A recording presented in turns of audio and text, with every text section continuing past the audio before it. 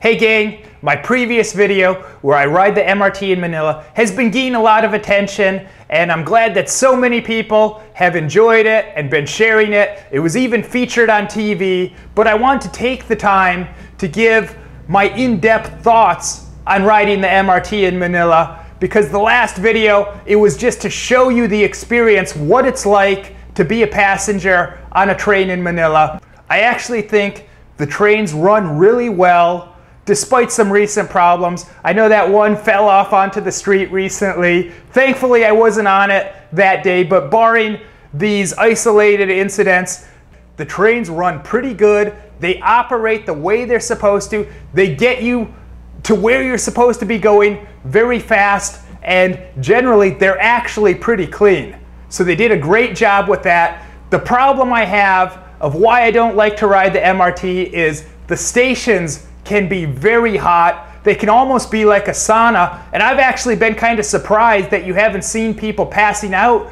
from heat exhaustion.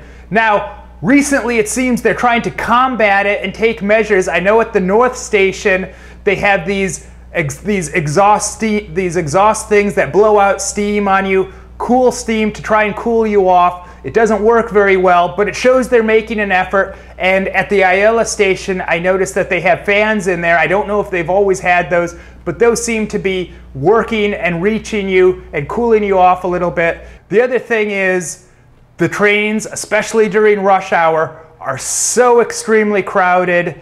It's ridiculous. And that's not the fault of the people that run the trains. That's not the fault of the government. The fact is, Manila's overpopulated, and kind of like Los Angeles, the city's not designed to have that many people, so you're going to have that problems. Now, because of the overcrowding in it, it makes things very easy for thieves and pickpockets, and that's a huge problem. I've been pickpocketed on the train, the MRT, in 2010, and I thought I was careful, I thought I was being safe, but they got me anyways, because that's their job. They're just that good. And yesterday I was forced to take the MRT because I was in Makati. It was 7:30 p.m., which is still a very high traffic area here, and I had to get back to Quezon City. So the only way to do it in a timely fashion was to take the MRT, and I got on. It was super crowded, but at one station, a couple foreign men got on, two Middle Eastern looking men, and they were speaking a foreign language. They got on, and they weren't far from me. And at one point, one of them started yelling out for a guard or a policeman. And what happened was he caught a girl going into his pocket, taking his cell phone out, and she was trying to hand it off to another guy. It was a couple thieves working in tandem, which is very common for people to work in couples or even groups of people. But this guy did a good job. He caught her, he grabbed her, he started yelling for help, which wasn't easy to do because this guy's a foreigner. You could tell he's very confused and he just wanted someone to help him. A lot of the other people, their initial reaction was very confused and they didn't know what to do either. And it was very clear that he was telling the truth. I know from my own experience that how easy it is for that to happen, and there's a lot of those people. They even make announcements on the train over the intercom saying beware of pickpockets. And as a foreigner, there's been times when guards have come up to me at the station and say, hey, be careful, there's a lot of pickpockets, just trying to help me out. But this guy held her, he was confused, he wanted someone to at least advise him or help him in some way. A lot of people didn't know what. It was very clear that the girl was guilty by her reaction too, I think, because she panicked. She knew she was caught, and she was screaming, and she just wanted to get away. She wanted to leave the scene of the crime, and it looked like she was trying to get the local Filipinos to go against this guy who's a foreigner and take her side.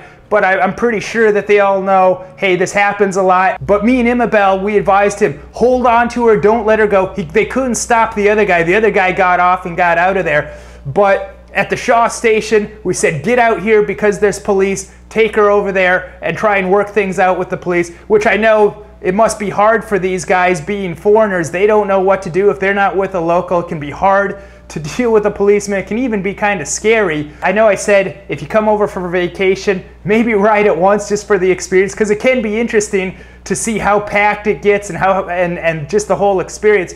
But looking back on it, there's much more interesting experiences to have if you take a vacation to the Philippines. And me personally, I hate riding it because aside from how uncomfortable, how hot and crowded it is, you can't relax because you have to be on the lookout the whole time. If you have things in your pocket, you got to keep your hands over it, pressed down. Or I give it, if I'm with Imabel, I give her my wallet and have her put it in her bag, but then she has to stand there the whole time like this, clinching, always on the lookout to see if someone's trying to get their hand on there.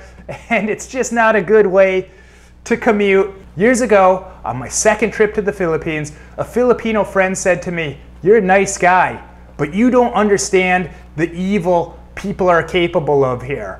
Meaning that I'm very naive coming over from America, and most Filipinos, they're very welcoming, they're very friendly, and it can get you to let your guard down and think they're all great. Well, let me tell you, this is the 12th or 13th most populated country in the world, and with that many people, you're gonna have some bad apples. There's no shortage of evil people here. There's no shortage of immoral people here, and Americans can be very trusting, and they have a lot of scams here or ways to victimize someone that they don't do in the United States. It's things that you'd never be on the lookout for. A lot of people write me and they say, "You know what, Travis? I've been watching your videos, and because of that, I booked a trip to the Philippines." And that's great, and I want people to have a fun time, and there's no reason they can't come and have a fun time.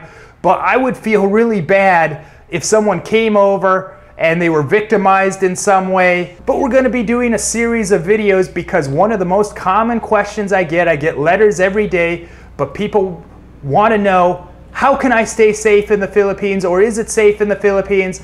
And we're gonna be releasing some videos that address different topics when it relates to keeping you safe. And we're gonna do our best to give you the power, which is the information and knowledge you need to be on the lookout to stay safe and minimize those chances of becoming a victim. Because the truth is, the bad guys, they're always gonna be one step ahead. They're always gonna be on the lookout because it's their job to find openings. And let's face it, it's not your job to always be trying to protect yourself and keep your guard up. But just keep watching, we'll keep you safe, and we'll make sure you have a good time.